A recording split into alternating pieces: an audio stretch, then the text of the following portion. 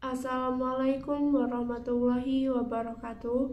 Saya Meira. Di sini saya akan melanjutkan membaca buku Seni Memotivasi Diri, Strategi Mengubah Mimpi Menjadi Kenyataan, karya Brian Tracy dan Dan Strazer. Bagian ketiga dari buku ini. Bagian 3. Kekuatan keyakinan, membangkitkan mekanisme tindakan.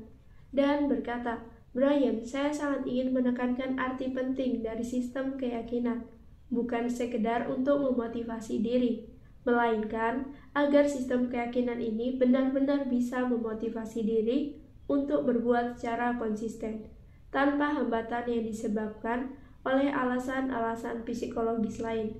Singkatnya, memiliki suatu sistem keyakinan sederhana yang akan mendukung seseorang dalam mencapai suatu tujuan adalah hal yang penting. Saya tahu hal ini telah menjadi bahasan luas di sepanjang perjalanan karir Anda, dalam banyak buku dan program audio Anda.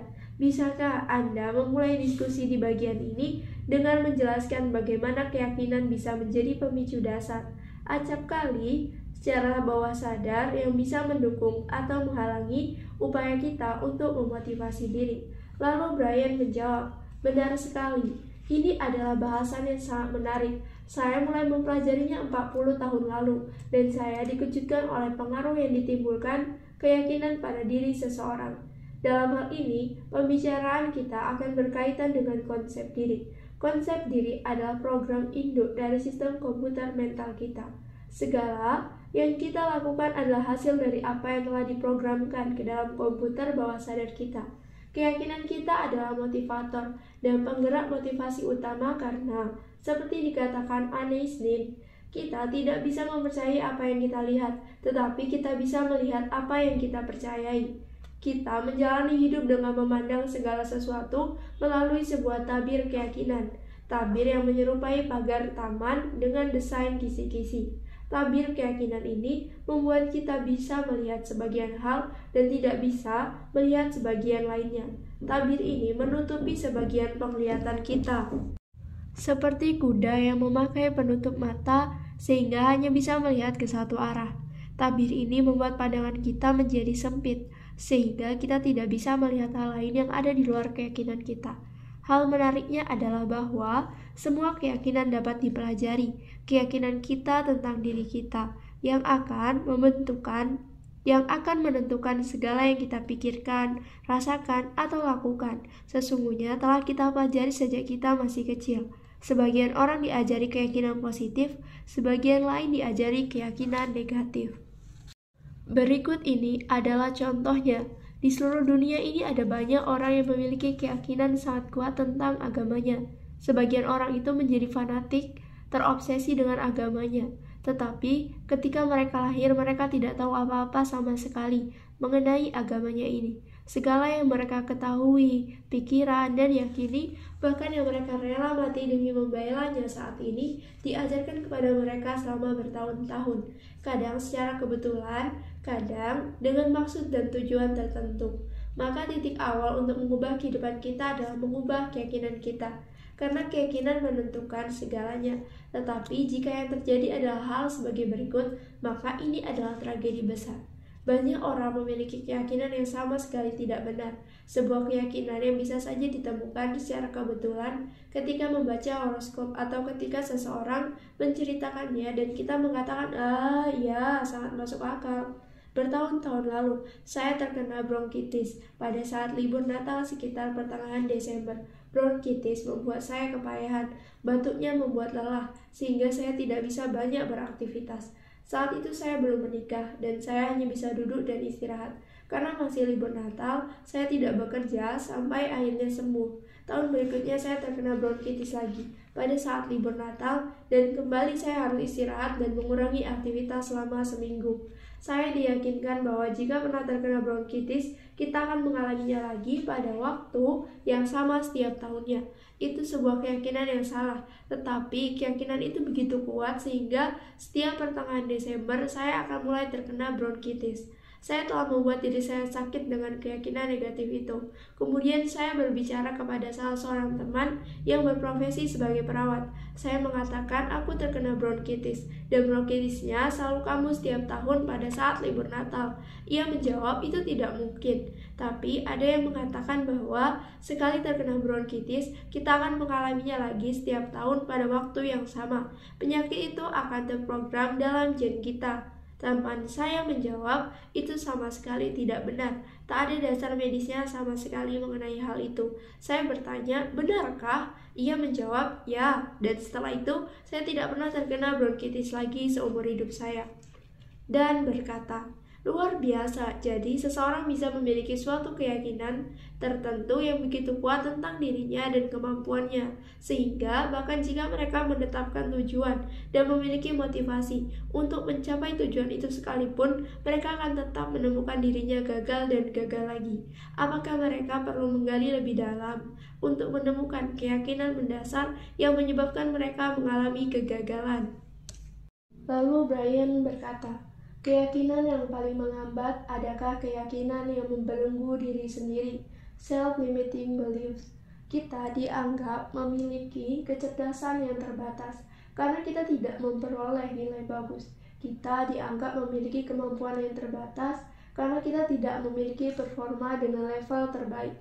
Kita dianggap memiliki kreativitas terbatas karena tak pernah memiliki ide bagus. Kita dianggap memiliki kemampuan atletik terbatas, kemampuan artistik terbatas, dan lain-lain. Keyakinan itu bisa saja berasal dari perkataan sambil lalu salah satu orang tua kita. Ayah, saya tidak memahami hal-hal seperti itu. Ia mengatakan, Brian sama sekali tidak peka nada. Ia tidak memiliki kemampuan menikmati atau mengapresiasi musik. Saya ingin memiliki gitar dan belajar memainkannya, tetapi ia mengatakan saya tidak peka nada, dan saya mempercayainya. Saya mempercayai perkataannya selama bertahun-tahun, sampai tiba-tiba saya menyadari, aku memang bukan musisi Carnegie Hall, tetapi aku bukan orang yang tidak peka nada. Aku bisa menikmati musik, sebuah perkataan negatif sambil lalu dari seseorang yang kita pikir memahami apa yang dikatakannya, bisa menentukan perjalanan hidup kita. Sekarang saya akan memberikan contoh yang positif. Dalam masa pertumbuhan anak saya, David, ia mencoba banyak hal dan sering gagal. Sebagaimana anak usia 8, 9, dan 10 tahun, ia mengatakan, Ayah, sepertinya aku tidak bisa. Aku takut tidak bisa melakukannya. Saya jawab, David, aku ayahmu, dan aku mengenalmu. Aku tahu kamu tidak takut apapun. Kamu tidak takut apapun. Dan ia berkata, oh tidak, aku takut banyak hal. Aku takut olahraga dan sekolah. Saya jawab, tidak, kamu tidak takut apapun. Kamu pikir kamu takut, tapi aku ayahmu dan aku mengenalmu dengan baik. Aku tahu kamu tidak takut apapun. Lalu saya membuat permainan tentang hal ini. Barbara dan saya mengajaknya jalan-jalan. David duduk di bangku belakang, kadang dengan teman-temannya, kadang sendiri, dan saya mengatakan, Barbara, aku sangat bahagia, karena David kita tidak takut apapun. Saya mengulanginya dan memberinya panggilan Dave, sang pemberani. Saya mengatakan, bagaimana kabar Dave, sang pemberani hari ini? Saya juga memanggilnya Lee Brave, Dave Lee Brave, dalam bahasa Perancis. Saya bercanda dengannya tentang hal itu. Saya terus mengulang-ulang hal ini, sampai suatu hari saya mendengar sesuatu.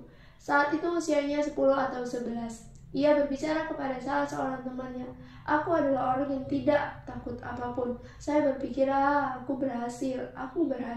Aku memprogram dirinya dengan pesan yang diulang-ulang, pesan tunggal yang positif. Saat ini David sudah memulai bisnis barunya.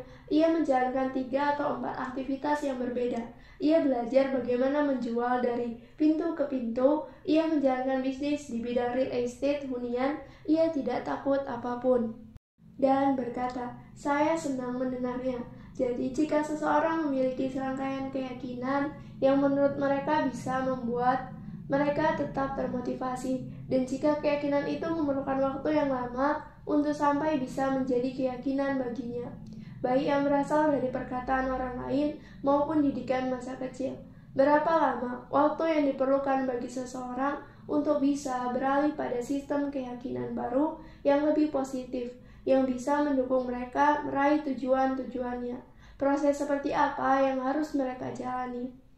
Lalu Brian menjawab, langkah awalnya adalah dengan menantang keyakinan yang membatasi diri dan bertanya pada diri sendiri, dalam hal apa aku merasa terbatasi? Saya memulai perjalanan saya tanpa pendidikan yang memadai, tanpa uang, tanpa gelar, tanpa apapun, sehingga saya memiliki banyak keyakinan yang membatasi diri saya.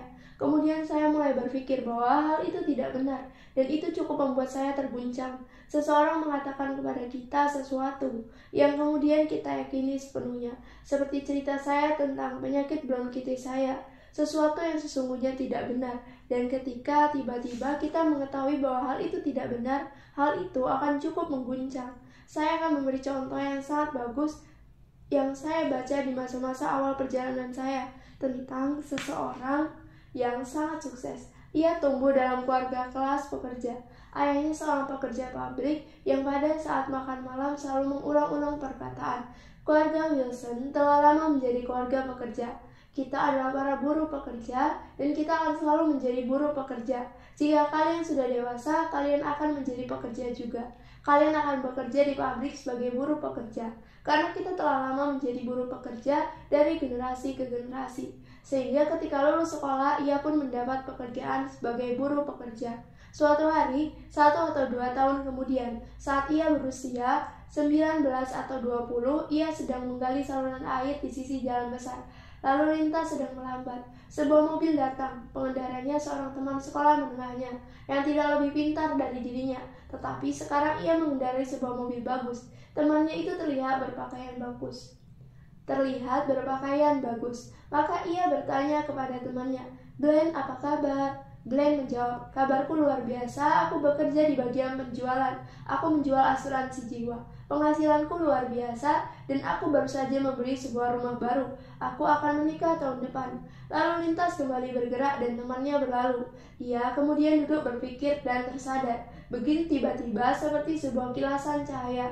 Ia selama ini telah menelan bulat-bulat keyakinan ayahnya bahwa ia hanya sesuai menjadi seseorang buruh pekerja. Kemudian ia melihat seseorang yang tidak lebih pintar dari dirinya, tidak lebih baik dari dirinya, yang berhasil memiliki kehidupan yang jauh lebih baik. Ia berdiri, melempar sekopnya ke dalam parit dan keluar dari pekerjaannya. Ia kemudian mencari pekerjaan di bagian penjualan, dan 6 tahun kemudian ia telah menjadi seorang jutawan dan memiliki bisnis sendiri. Ia mengingat peristiwa titik balik itu. Ia sedang bekerja menggali parit, dan seseorang datang, dan tiba-tiba saja ia menyadari, aku telah menerima keyakinan yang salah, bahwa aku akan menjadi buruh pekerja sepanjang hidupku. Saya menggunakan kisah ini untuk menunjukkan bahwa kita semua memiliki keyakinan yang salah. Kita semua memiliki keyakinan yang menghalangi kita untuk maju. Keyakinan yang bertindak seperti sebuah rem bagi potensi yang kita miliki. Seorang teman baik saya, yang merupakan seorang psikolog dan juga guru, menulis sebuah buku berjudul Release Your Brakes. Dan ini adalah salah satu ungkapan yang sangat penting. Release your brakes. Lepaskan rem yang membelenggumu. Rem apa yang menahan laju langkah kaki kita selama ini. Itu sebabnya saya mengatakan betapa kita bisa memiliki penghasilan 2 kali lipat atau 5 kali lipat atau 10 kali lipat dari sekarang. Kita semua bisa melakukannya, tetapi bagaimana kita tahu bahwa hal itu memang bisa dicapai? Saya katakan, begitu banyak orang di sekitar kita yang berada di ruangan yang sama, yang menjual produk yang sama di pasar yang sama. Tetapi, siapa yang penghasilannya 5 atau 10 kali lipat dibanding kita? Ternyata, mereka yang tidak lebih pintar dari kita. Bahkan beberapa di antaranya lebih bodoh dan tidak lebih berpendidikan dibanding kita. Ada yang mengatakan bahwa tidak ada hal yang bisa membuat kita lebih marah dibanding jika kita menemukan orang yang lebih bodoh dari kita tetapi berpenghasilan lebih besar dibanding kita. Semua audiens saya tertawa karena nyatanya ini adalah kebenaran. Orang-orang ini merasa yakin bisa melakukannya. Ada keyakinan lama mengenai keberanian. Keberanian tidak perlu disebut-sebut jika sudah dilakukan, sehingga satu cara untuk mengatasi keyakinan negatif adalah memikirkan hal yang sebaliknya. Alih-alih mengatakan, aku tidak bisa mendapatkan lebih banyak uang dibanding apa yang bisa aku peroleh saat ini. Aku selalu harus berutang. Katakan aku bisa mendapatkan semua uang yang kuinginkan hanya dengan terus-menerus meningkatkan kecakapanku dan mengerahkan kemampuanku dengan tekun, menggunakan waktuku dengan baik dan bekerja keras. Aku bisa mendapatkan uang yang sama seperti yang didapatkan orang lain yang melakukan hal yang sama. Setelah itu, ambillah tindakan. Dalam kitab suci dikatakan bahwa orang yang berdoa tanpa berusaha sama dengan orang mati. Keyakinan tanpa disertai tindakan tidak akan menghasilkan apapun. Maka lakukan sesuatu. Ini disebut prinsip reversibilitas atau prinsip dapat balik. Jika kita bertindak seolah kita sudah meyakini bahwa kita ditakdirkan untuk meraih sukses besar, maka kita akan mulai merasakan dan meyakininya. Tindakan akan membangkitkan perasaan, sebagaimana perasaan akan mendorong tindakan. William James dari Harvard, peletak dasar psikologi Amerika, mengatakan bahwa jika ingin memiliki rasa percaya diri, bertindaklah seolah kita sudah memiliki rasa percaya diri, karena tindakan akan membangkitkan emosi. Ini adalah cara untuk memulai menghilangkan keyakinan yang membatasi diri. Pertama-tama kita menantangnya, dan kemudian melakukan hal yang berlawanan dengan apa yang akan dilakukan orang yang memiliki keyakinan yang membatasi diri ini. Bagaimana jika aku memiliki kepercayaan diri dalam segala hal? Bagaimana jika aku tidak takut terhadap apapun? Jika aku bisa mengetuk pintu manapun, berbicara kepada siapapun, bagaimana aku akan bersikap? Aku akan bangun di pagi hari, dan aku akan mengetuk setiap pintu dan menghubungi setiap nomor telepon, mengunjungi setiap pelanggan seolah aku sedang berpacu dalam rasa putus asa untuk menemui sebanyak mungkin orang. Jika kita bisa melakukan hal ini, tidak perlu terkejut. Ini artinya kita telah mengembangkan rasa percaya diri pada tingkatan yang sama dengan yang dimiliki oleh orang-orang yang telah sukses luar biasa. Lalu Dan berkata, luar biasa, menurut Anda bagaimana harapan mengenai apa yang bisa kita raih, memainkan peran yang demikian besar dalam apa yang benar-benar bisa kita raih? Saya berpikir tentang orang yang memasuki suatu situasi dengan ekspektasi bahwa sesuatu akan sangat melelahkan, memakan waktu lama, dan sebagainya, yang berlawanan dengan seseorang yang memiliki pola pikir yang lebih terbuka dan positif. Saya tahu Anda telah berbicara tentang studi-studi yang telah dilakukan mengenai harapan, yang menunjukkan bahwa jika seseorang berpegang pada harapan yang tinggi dengan tingkatan yang sangat tinggi, ia akan bisa melangkah lebih jauh dibanding seseorang yang berpegangan pada tingkatan harapan yang lebih rendah.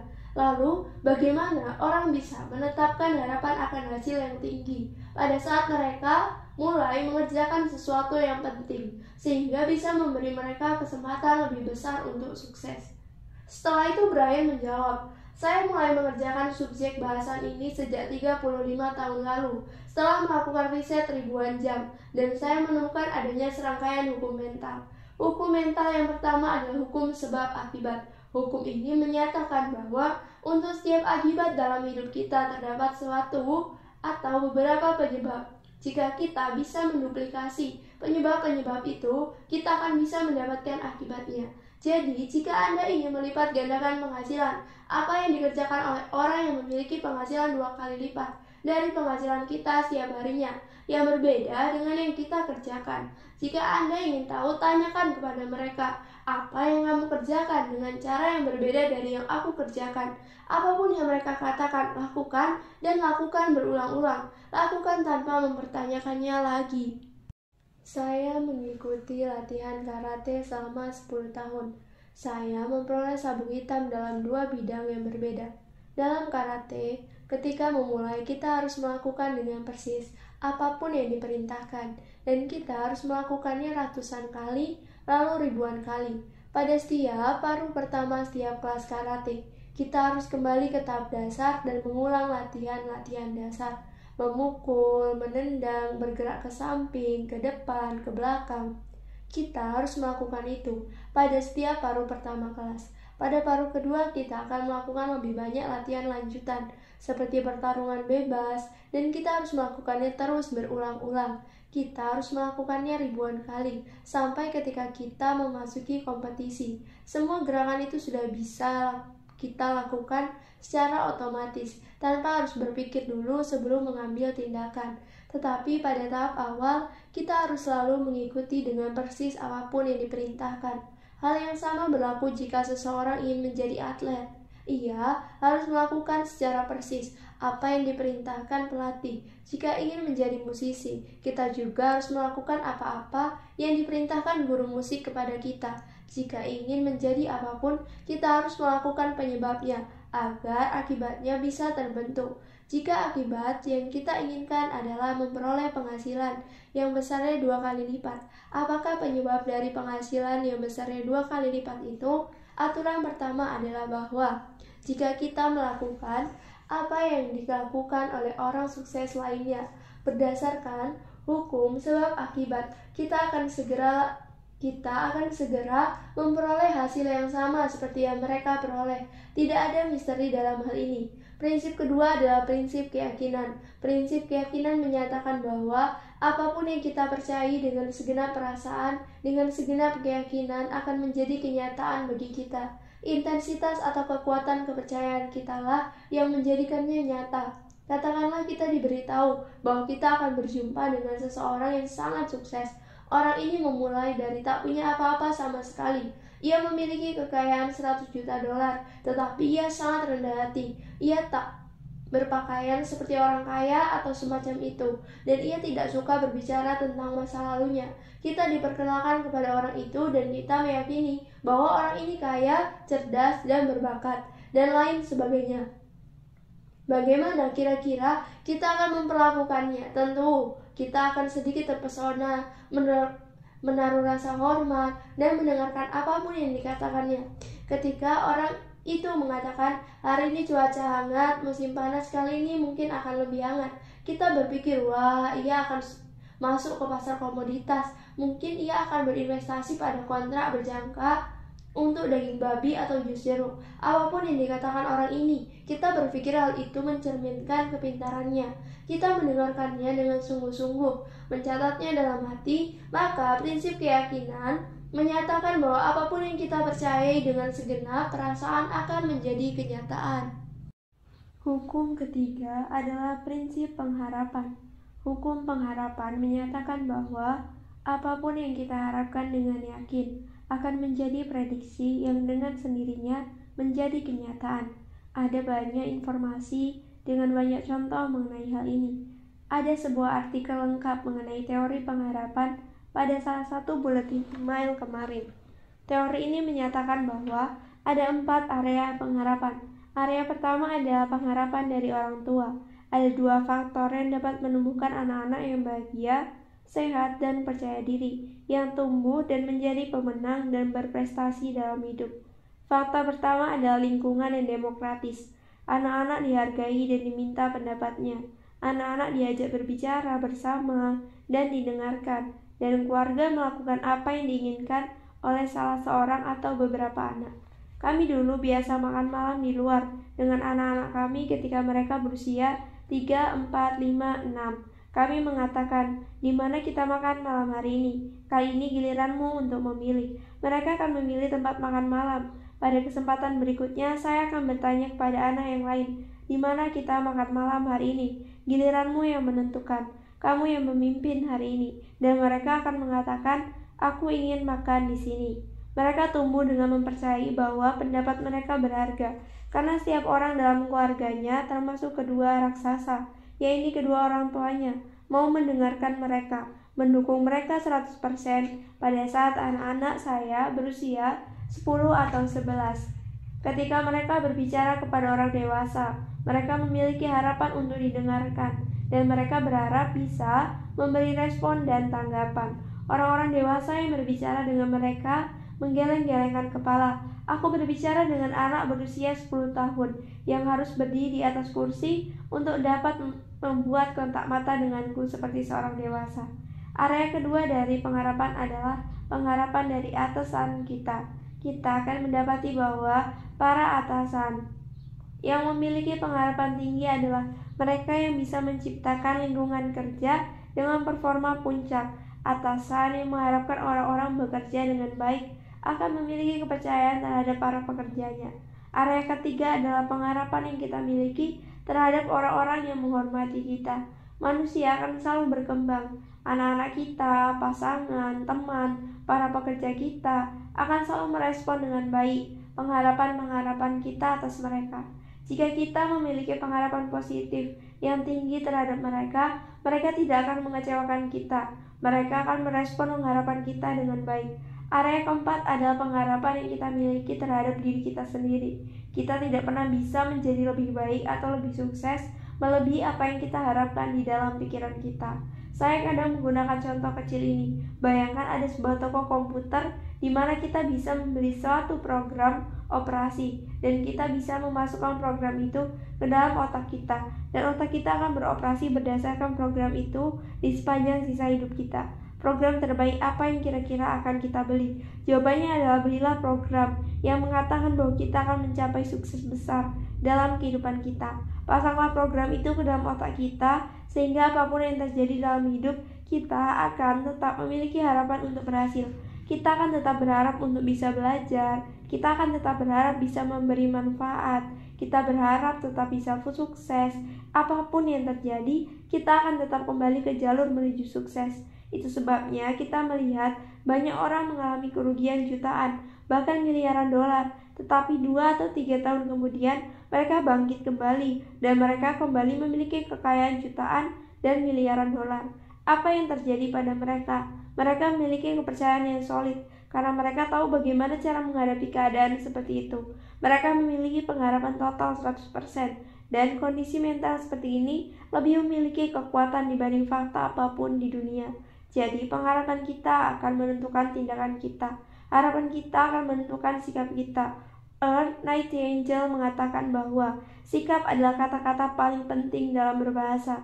Sikap kita terhadap orang lain, apakah kita bersikap positif, menyenangkan, hangat, ramah, bersahabat, apakah penuh energi. Jika kita mengharapkan kesuksesan dan berharap disukai, juga berharap bisa mempelajari sesuatu dari setiap rintangan yang dihadapi, maka kita harus memiliki sikap positif. Sikap yang menurut semua orang merupakan sikap dasar untuk meraih kesuksesan dalam hidup. Terakhir, sikap kita menentukan tindakan kita. Semuanya dimulai dengan nilai-nilai yang kita pegang. Apa yang kita percayai adalah hal yang penting. Nilai-nilai kemudian mewarnai keyakinan kita. Karena nilai-nilai yang kita pegang akan menentukan kepercayaan kita tentang realitas yang kita hadapi, yang kemudian akan melebar menjadi bidang target pencapaian. Lingkaran berikutnya adalah lebih luas, adalah pengharapan kita. Keyakinan kita menentukan apa yang kita harapkan. Harapan kemudian menentukan sikap kita, dan sikap kita menentukan tindakan kita. Tindakan menentukan hasil yang kita capai. Jadi segalanya dimulai dengan nilai-nilai yang kita pegang. Siapa diri kita sesungguhnya, apa yang kita percayai, dan kita pedulikan. Semua itu menentukan keyakinan kita dan banyak hal lainnya. Lalu Dan berkata, luar biasa sekali. Sebagai orang yang merasa bahwa keyakinan tertanam sedemikian dalam, sehingga pemrograman kesadaran apapun tidak dapat menggantikannya. Sepengetahuan saya dalam beberapa tahun terakhir, ilmu psikologi sudah mulai bergeser meninggalkan konsep represi Freud dan gagasan bahwa kita memerlukan terapi psikoanalisis selama bertahun-tahun untuk mengeluarkan hal-hal negatif dari dalam diri kita, seperti Anda bicarakan sebelumnya. Konsep psikologis positif Martin Seligman telah banyak dipelajari dan menunjukkan hasil yang akurat. Konsep tersebut menyatakan bahwa keyakinan seseorang bisa diubah dengan mempraktikkan pemikiran-pemikiran dan tindakan-tindakan baru. Menurut Anda, mengapa keyakinan seseorang bisa diubah? Dan bagaimana menjawab gagasan Freud tentang hal-hal yang telah tertanam begitu dalam sehingga bahkan tidak kita sadari, agar kita tidak harus menganalisa pikiran bawah sadar selama bertahun-tahun untuk menghilangkan hal-hal negatif yang telah tertanam itu. Lalu Brian menjawab, pembahasan tentang hal ini berkaitan dengan prinsip yang telah kita bicarakan sebelumnya. Prinsip yang disebut prinsip tindakan seolah-olah. Katakan pada diri sendiri, aku ingin memiliki keyakinan positif yang murni. Aku ingin memiliki keyakinan bahwa aku ditakdirkan untuk mencapai kesuksesan besar. Jika hal itu telah terbukti benar, mengapa aku harus bertindak dengan cara berbeda? Bertindaklah seolah kita telah menjadi orang yang kita inginkan. Tindakan akan menciptakan perasaan, perasaan akan menciptakan tindakan, dan tindakan akan menciptakan hasil. Cara kita membebaskan diri dari keyakinan yang membatasi diri adalah dengan menggantikan keyakinan itu dengan keyakinan positif yang memperkaya diri. Maka ucapan-ucapan seperti "aku tidak percaya pada diri sendiri" atau "aku tidak cukup memiliki rasa percaya diri" atau "aku tidak cukup pintar" atau "tidak cukup menarik" merupakan keyakinan-keyakinan negatif. Ucapan-ucapan yang menunjukkan keyakinan positif adalah "aku memiliki kapasitas otak yang jauh lebih besar dari yang pernah aku gunakan sepanjang hidupku. Tinggal bagaimana aku menggunakannya. Aku memiliki kemampuan yang tak terbatas, yang sama untuk mencapai apapun seperti yang bisa dicapai orang lain. Aku orang yang menarik dan disukai banyak orang. Itulah keyakinan yang kupilih untuk kumiliki." Kemudian bertindaklah seolah kita telah memiliki keyakinan itu. Keyakinan baru ini akan menggantikan keyakinan lama kita, sehingga pada akhirnya keyakinan lama kita akan dilepas dan dibawa ke lantai dasar, ditempatkan di dalam kotak, lalu dibuang. Sementara keyakinan baru akan mulai mendominasi hidup kita. Dan bertanya, apakah akurat jika dikatakan bahwa kita bisa memprogram ulang keyakinan-keyakinan kita seperti komputer? Sebagaimana manusia, dalam banyak hal kita jauh lebih kompleks dibanding komputer. Tetapi ada orang-orang yang mengklaim, "Aku bisa mengajarkan cara untuk memprogram ulang keyakinan dalam beberapa jam atau beberapa menit." Gagasannya adalah jika kita bisa melakukannya dalam hitungan hari atau tahun, maka kita juga bisa melakukannya dalam hitungan menit atau jam. Sebuah pendekatan cepat jangka pendek untuk memprogram ulang keyakinan. Bagaimana pendapat Anda mengenai gagasan pemrograman ulang seperti itu? Dan Brian menjawab, jika dibutuhkan waktu seumur hidup untuk membangun keyakinan yang membatasi diri, maka sangat meragukan jika dikatakan ada yang bisa mengubahnya hanya dalam hitungan menit atau jam. Bayangkan jika seseorang menganggap dirinya seorang pecundang atau pemain yang tak berbakat dalam suatu cabang olahraga, lalu ia memenangkan juara pertama dalam suatu pertandingan. Hal itu tidak akan secara otomatis membuat ia memandang dirinya sebagai pemenang di sepanjang sisa hidupnya. Ia akan kembali pada pandangan lamanya yang negatif, karena itu sudah menjadi zona nyamannya. Ia akan kembali kepada kebiasaan berpikir lamanya. Maka ketika kita meraih kesuksesan, kuncinya ada pada bagaimana memutar ulang kesuksesan itu di dalam pikiran kita. Kita bisa melihat sebelum setiap peristiwa penting, setiap orang akan menciptakan gambaran visual tentang bagaimana mereka akan menghadapinya. Gambaran itu kadang terlihat jelas, kadang tidak jelas, tetapi tetap merupakan suatu gambaran visual. Sosok yang kita lihat dalam gambaran visual itu adalah sosok diri kita yang kita inginkan. Maka kita bisa mengambil pengalaman sukses sebelumnya, pengalaman yang terhubung dengan emosi kebanggaan, kesenangan atau kebahagiaan. Ketika memenangi hadiah atau penghargaan, atau ketika seseorang mengadakan pesta kejutan untuk kita, saat itu kita melakukan sesuatu yang sangat baik, dan kita masih mengingatnya. Kita masih berseri-seri ketika mengingat tentang betapa suksesnya hal itu. Kita bisa membuat gambaran tentang peristiwa yang akan datang, bersamaan dengan mengingat peristiwa yang membahagiakan itu. Sehingga yang terjadi kemudian adalah keduanya terhubung dalam pikiran bawah sadar kita, sehingga kita merasa bahagia, percaya diri, dan sukses atas peristiwa yang kita hadapi. Selanjutnya, kita tinggal menjalaninya. Para atlet melakukan latihan ini sepanjang waktu. Sebelum naik ke atas panggung, para aktor, penyanyi, pemain drama menciptakan gambaran visual tentang diri mereka dengan performa terbaik. Kami menyebutnya pengondisian. Ada suatu bentuk pengondisian atletik yang telah digunakan oleh semua atlet puncak dunia. Mereka melakukannya dengan duduk tenang di sebuah kursi atau berbaring di tempat tidur, kemudian memvisualisasikan diri mereka mempraktikkan performa sempurna. Para atlet seluncur indah figure skating menggunakan teknik ini. Mereka menyetel musik yang akan mengiringi dalam pertandingan. Mereka melakukan semua permainan rutin di dalam pikiran dengan iringan musik tersebut. Mereka melakukan berulang-ulang sebelum tidur dan sebelum bangun di pagi hari. Kemudian, ketika hari pertandingan tiba, mereka menampilkan permainan yang sangat indah. Karena hal paling indahnya adalah bahwa di dalam pikirannya, ia tidak pernah mengalami kegagalan. Gambaran visual yang diciptakan adalah permainan skating yang sempurna. Ada banyak kisah tentang orang-orang yang tidak pernah melakukan suatu cabang olahraga tertentu sebelumnya, tetapi ketika mereka dikerjakan teknik visualisasi tentang cara melakukannya, mereka kemudian bisa melakukannya dengan baik.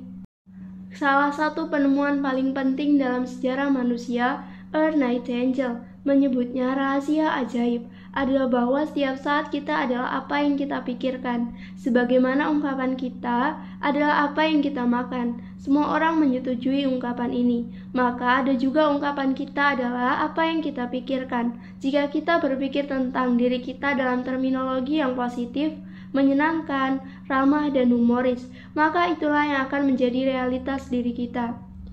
Dan berkata, jika demikian, bagaimana sistem keyakinan yang positif dan bermanfaat dapat membantu membangkitkan mekanisme tindakan pada diri seseorang? Bagaimana keyakinan secara kompleks terhubung dengan tindakan, sehingga dapat secara aktual menghasilkan perubahan dalam kehidupan seseorang? Brian menjawab, jika kita percaya bahwa kita akan sukses, kita akan sangat ingin segera melakukan upaya untuk mencapainya. Jika kita ragu akan kesuksesan kita akan enggan melakukannya. Kita akan enggan melakukan upaya ke arah itu. Mari kita bicara tentang orang-orang penjualan. Orang-orang penjualan biasanya memiliki masalah serius keengganan melakukan panggilan telepon, yang kami sebut ketakutan akan penolakan, fear of rejection. Alasannya adalah mereka percaya bahwa jika mereka melakukan panggilan, mereka akan mendapat penolakan. Orang yang menerima panggilan akan mengatakan, "Tidak, saya tidak tertarik," dan menutup telepon. Sehingga mereka terus-menerus berpikir tentang penolakan. Mereka memainkan gambaran tentang orang terakhir yang bersikap sangat kasar dan menghardik mereka dengan keras. Ketika berjalan mendekati telepon, mereka mulai berpikir tentang orang yang bersikap kasar itu, dan mereka mulai membayangkan orang kasar lainnya di ujung telepon, sehingga mereka akan mendapat hardikan lagi ketika menelpon. Dari waktu ke waktu, mereka semakin takut melakukan panggilan telepon, sampai akhirnya mereka tidak bisa menelpon sama sekali. Kebanyakan orang menyerah dari bidang penjualan bukan karena tidak sukses, tapi karena mereka tidak tahan mendapat penolakan. Sebagian penolakan atau mungkin semua penolakan ada karena mereka mengharapkan penolakan itu. Seperti kisah yang saya ceritakan tentang pria yang menjual telepon seluler di pusat pembelanjaan itu. Ia tidak menyadarinya, tetapi setelah ia ditolak 10, 20, atau 50 kali, ia akan mulai berharap orang selanjutnya akan menolaknya juga. Tetapi ketika ia mengubah cara berpikirnya, tidak, orang yang ini akan membeli apa yang kutawarkan, karena ini adalah tawaran yang menarik dan mereka memerlukannya, dan ini akan benar-benar membantu mereka. Hal ini juga mengubah perilakunya. Masalahnya tidak terletak pada produknya, pelanggannya, atau pasarnya. Masalahnya ada pada dirinya sendiri yang memiliki keraguan yang sangat besar dikarenakan penolakan sebelumnya. Hal yang sama selalu terjadi pada diri kita. Apakah Anda tahu lagu yang berjudul It's Me, Oh Lord, Standing in the Need of Prayer? Kitalah yang harus membangun keyakinan positif itu, dan cara membangunnya adalah dengan melakukannya. Jika ingin mendaki sebuah gunung dan mengatakan, "Aku bisa mendaki gunung," maka dakilah sebuah gunung, sehingga sepanjang sisa hidup kita bisa mengatakan, "Aku sudah mendaki gunung itu, ya aku mendaki gunung yang tinggi." Mendaki gunung tinggi tidaklah mudah, tetapi ketika berhasil melakukannya, pada akhirnya kita bisa mengatakan, "Aku bisa melakukannya," dan setelah itu, di sepanjang sisa hidup kita akan mempercayai secara mutlak dengan 100% keyakinan bahwa kita bisa melakukannya. Itulah kuncinya. Lakukan sesuatu, maka keyakinan kita akan berubah. Kita akan melakukan sesuatu yang ingin kita lakukan jika kita sudah memiliki keyakinan yang positif mengenai hal itu, sehingga kemudian hal itu menjadi otomatis. Martin Seligman dan beberapa lainnya membangun apa yang mereka sebut bidang psikologi positif. 35 tahun lalu, mereka menyebut psikologi kognitif. Ini adalah cara lain untuk mengatakan bahwa setiap saat kita adalah apa yang kita pikirkan, dan hanya ada satu hal di dunia ini yang bisa kita kendalikan, yaitu pikiran kita. Maka, jika kita berpikir tentang apa yang kita inginkan, dan kita berpikir tentang diri kita sebagai orang terbaik menurut kita, dan kita berpikir tentang kesuksesan, prestasi, dan hasil positif, maka akan seperti itulah perilaku kita, dan itulah yang akan kita lakukan. Ada sebuah kutipan bagus dari Napoleon Hill, penulis buku Think and Grow Rich. Apapun yang bisa kita pikirkan dan bisa kita percayai, maka bisa kita capai. Kata-kata ini telah mengubah hidup jutaan orang. Sadari hal ini, jika kita mempercayai sesuatu dengan cukup kuat dan mendukungnya dengan kerja keras, maka kepercayaan itu akan menjadi kenyataan. Kepercayaan itu akan menjadi kebenaran bagi kita, dan dengan demikian akan menyingkirkan dan menggantikan semua keyakinan negatif dari masa lalu. Dan berkata, luar biasa, saya ingin memfokuskan pembicaraan kita pada suatu personal spesifik. Saya ingin mengetahui bagaimana Anda membantu seseorang untuk mengatasi suatu persoalan dalam rangka mengubah keyakinannya. Saya fokuskan pertanyaan saya pada bidang public speaking, karena Anda seorang pembicara publik profesional. Studi menunjukkan bahwa kebanyakan orang takut pada public speaking, melebihi ketakutan mereka pada kematian. Seandainya ada orang yang mengatakan, Brian, sebagai bagian dari pekerjaan, aku mendapat promosi yang mengharuskan aku melakukan lebih banyak public speaking, tetapi pada saatnya aku kesulitan bicara. Aku pembicara publik yang payah. Tetapi agar aku bisa sukses, aku perlu mengembangkan kepercayaan baru tentang diriku sebagai seorang pembicara publik yang kompeten dan efektif. Apa yang harus dilakukan orang ini untuk menjadi seorang pembicara publik yang efektif dalam jangka waktu yang tidak terlalu lama? Brian berkata, setiap orang pada dasarnya adalah seorang pembicara publik yang efektif. Ketika kita duduk dengan teman-teman di tempat kerja, atau pergi makan siang, atau berkencan, atau berkumpul dengan keluarga, kita bisa berbicara dengan lancar, percaya diri, kompeten, dan jelas. Orang-orang merespon kita dengan cara positif. Orang-orang tertawa, bercanda, dan memberi kita umpan balik. Maka salah satu hal yang saya ajarkan dalam pelatihan bicara publik adalah berbicaralah kepada orang lain seolah sedang berbicara kepada anggota keluarga di meja makan malam atau sarapan keluarga. Bayangkan kita habis menonton sebuah film bagus, lalu duduk bersama seorang teman. Kita bertanya, apakah kamu pernah melihat film ini? Belum pernah, aku akan menceritakannya. Ini film yang sangat bagus. Awalnya seperti ini, dan kita benar-benar tidak bisa menebak apa yang akan terjadi. Dan ternyata terjadi seperti ini. Aku menontonnya tadi malam. Film yang fenomenal. Pembicaraan publik memiliki beberapa bagian, yaitu pembukaan, pengembangan, penutup, dan kesimpulan. Ketika kita berdiri untuk berbicara di depan orang, pikirkan hal yang sama, bahwa kita hanya berbicara kepada anggota keluarga di meja makan malam, dan kita sedang berbagi pemikiran, gagasan, pengalaman yang memang kita sukai, dan mungkin mereka juga akan menyukainya. Itu sebabnya dikatakan bahwa jangan pernah berbicara tentang topik bahasan yang tidak kita yakini dan tidak menjadi kepedulian kita. Karena yang akan menghubungkan kita dengan audiens kita adalah cara kita memberi kesan secara emosional. Maka rencanakan dan siapkan terlebih dahulu topik pembicaraan yang akan dibawakan. Lakukan pembukaan yang baik. Kembangkan pembicaraan dengan 3 poin kunci. Dan jangan lupakan bagian penutup. Tutup dengan ungkapan, hal terpenting yang saya pelajari dari pengalaman ini adalah ini. Jika saya bisa mempelajarinya, Anda juga bisa mempelajarinya. Semoga sukses. Kurang lebih seperti itu. Selalu ada bagian pembuka, bagian tengah, dan bagian penutup. Dan semua buku dan artikel yang pernah ditulis tentang public speaking akan menyatakan hal serupa. Albert Hubbard adalah seorang penulis terbesar dalam sejarah Amerika. Ia tinggal di Rochester, New York, dan menulis buku, kadang buku seri. Saya memiliki salah satu buku serinya yang terdiri dari 22 jilid, di mana ia menulis tentang para orator hebat, penyanyi hebat, penjelajah hebat, petualang, musisi, penulis, penyair, novelis, pemimpin militer. Dalam 22 jilid buku yang berisi kisah detail orang-orang yang berada di posisi puncak dalam bidang-bidang tersebut di sepanjang sejarah. Ia juga menulis buku-buku lainnya. Ia menulis begitu banyak buku dan sangat prolific, sehingga harus membeli mesin cetak sendiri untuk menerbitkan dan mencetak semua bukunya. Semua bukunya menjadi bestseller. Bahkan saat ini buku-bukunya itu dianggap sebagai pusaka keluarga yang antik. Buku-buku ini berisi pengetahuan mendalam, dengan begitu banyak informasi di dalamnya. Orang-orang menemuinya dan berkata, "Tuan Hubbard, aku ingin menjadi penulis hebat. Aku ingin menjadi penulis yang seperti Anda.